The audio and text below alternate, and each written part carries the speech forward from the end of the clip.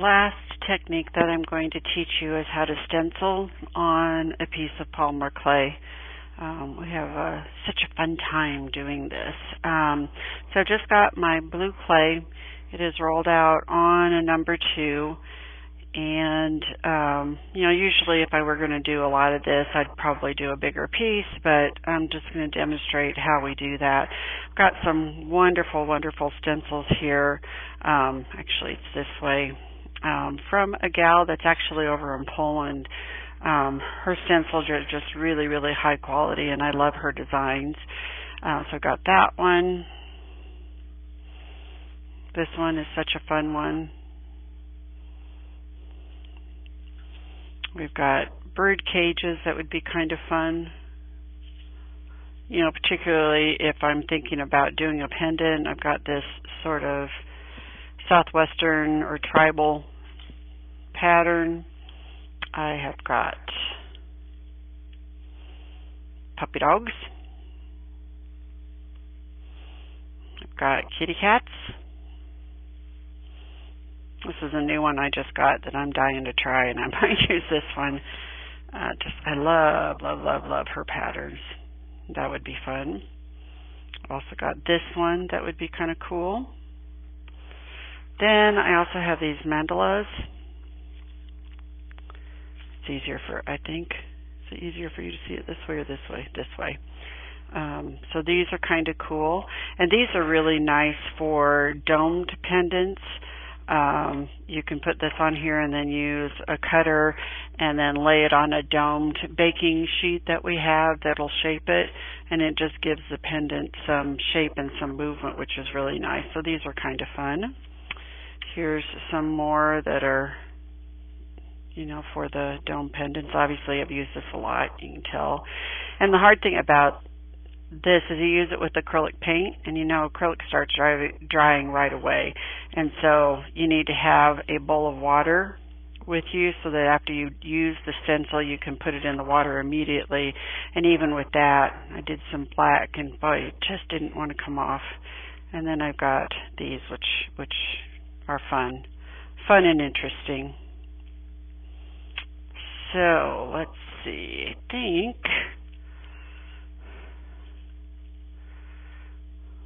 let me try this one. All right, I'll try the pebbles.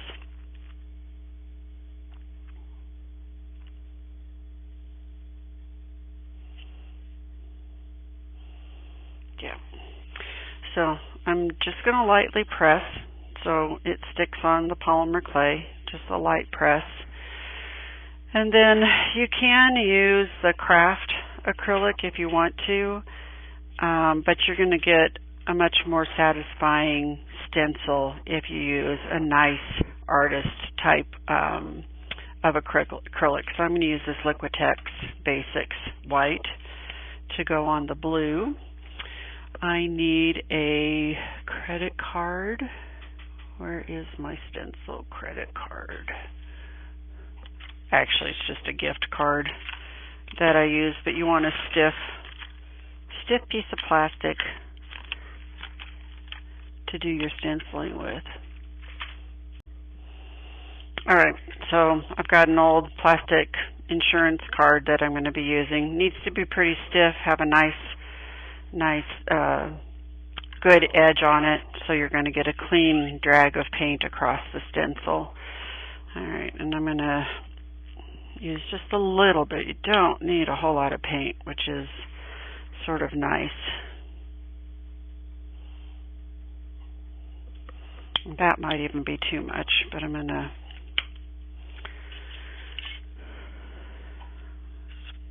spread it a little bit more.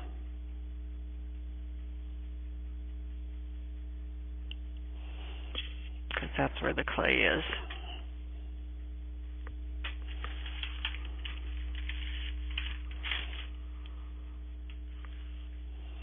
And then you just sort of spread it across.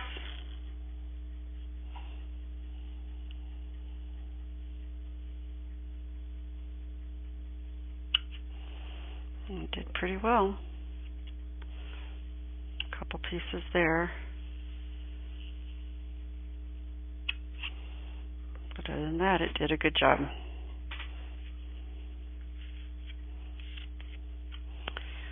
And lift off the stencil. Put the stencil in my thing of water. And then we let it dry. And, you know, it's acrylic, so we know it's not going to take too long to dry. But you need to let it dry completely before you can cut it into a shape or manipulate it at all. That's going to be fun.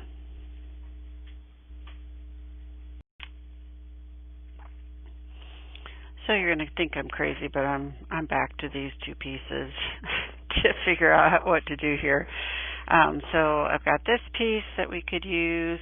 I really, really want to get that little dot in there. That's kind of cool. Lots of upward movement. I don't think it would work as well that way. And then I've got this piece, my wonky piece.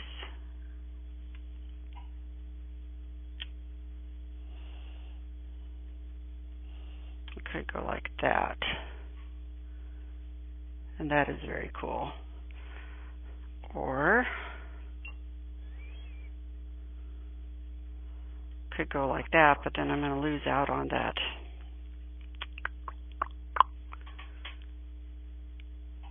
But that's kind of good. That's got a lot of movement in it as well. Yikes. What am I going to do?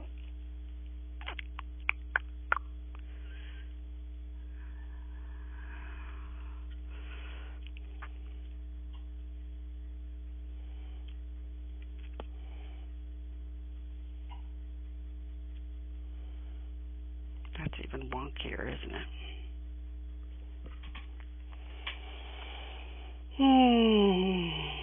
Okay, that's what I'm going to do.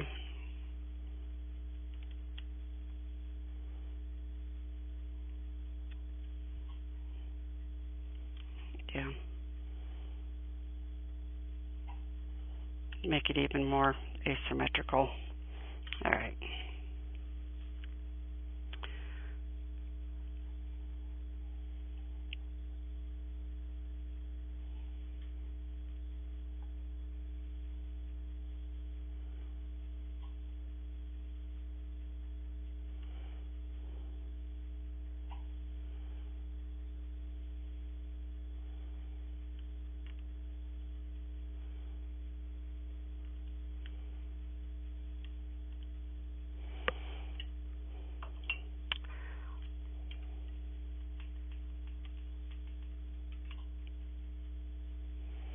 And then I can do some earring pieces out of there.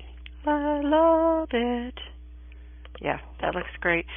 And I don't want to cure this flat, so I am actually going to put it on a little dome, aluminum dome curing plate, baking plate that I've got. And so this has different size domes that you can use. And, you know, they use this mostly for circles, but you can use it for other shapes as well. I need to clean it off, so I'm going to take a baby wipe. So the thing about baking polymer clay, and if you're thinking about doing sculpture, if you've got pieces that are in a weird shape, when you go to cure them, you've got to support that shape, because polymer clay is liquid enough that if you don't, it will lose its shape.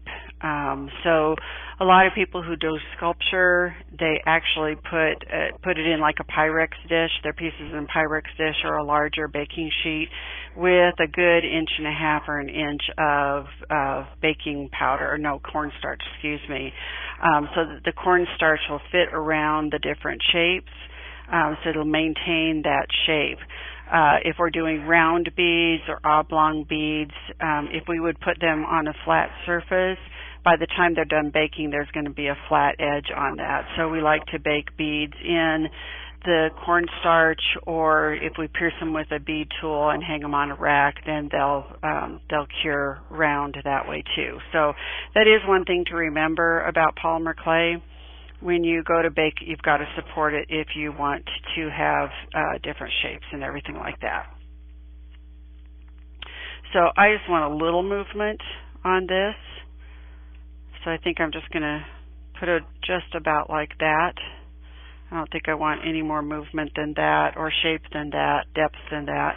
And I can't put this tray into my Pyrex dish, so then I'm going to cover it with this piece of fleece batting. It's not very thick, but it will it'll protect the piece from burning. The only thing about this kind of stuff is that you'll get a few fuzzies on your pieces, but I don't mind that too much. Better than having it burnt. If I had a larger oven, I'm just using a toaster oven right now, but like I said, some professionals use the convection ovens, and then they've got a nice tray, a nice, really nice size cookie tray that they either fill with cornstarch or they fill it with padding, and then they have a cover. But since I don't have that, I'm very, very small batch jewelry artist. Okay, I'm just gonna put it like that. Then I'm going to put it in the oven like that, and that should protect it from getting burned as long as I'm watching my temperature and things like that. So I'm going to save this piece because I know I'm going to do something. I can get probably another pendant out of this, or who knows, match it up with another color with another stencil on it or something like that. But I just wanted to show you that was the last technique I wanted to show you, is that you can do stencil. The other thing that you can do is you can color. You can use colored pencils, you can use colored pens, you can use pan pastels or any kind of pastels. If you cure the clay first and then you want to draw on it, we're always tempted to use the Sharpie. But we have found that the Sharpie does not, it's not color fast, and so it tends to wear off. I have been using these Faber-Castell Pitt Artist pens. Those go on pretty well.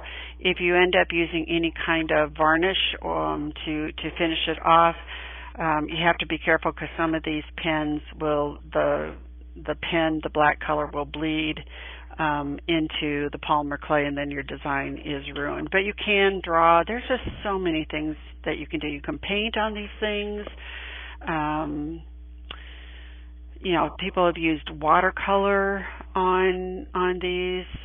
There's just so many techniques. I can't show them all to you. So I showed you some pretty basic ones, some pretty simple ones.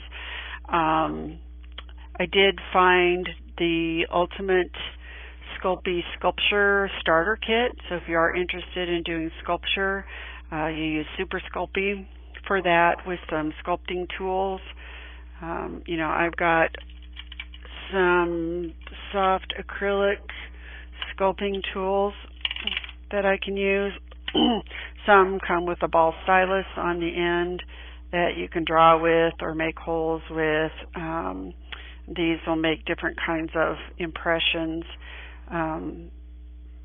You know, there's a lot of different things. And so if you go out onto Google, and I'll pull up some of those too, there are a couple of people that are doing character sculptures in polymer clay. A lot of them are fantasy figurines, but they're very cute, or animals, different things like that. So it is possible to do that. So anyway, I wish I could show you everything, but I am still learning even myself. So even after 11 years, I'm always learning new techniques and coming up with my own discoveries of things that I really like and techniques that I like to do. And my only regret is that I work full-time, and so I don't have full-time to sit here and do this, which I would love to do. But I do get enough satisfaction out of it to do pieces for myself, but then I've also sold at a couple of craft fairs. I used to have some pieces at a couple of galleries. I just haven't been able to keep up that level of work.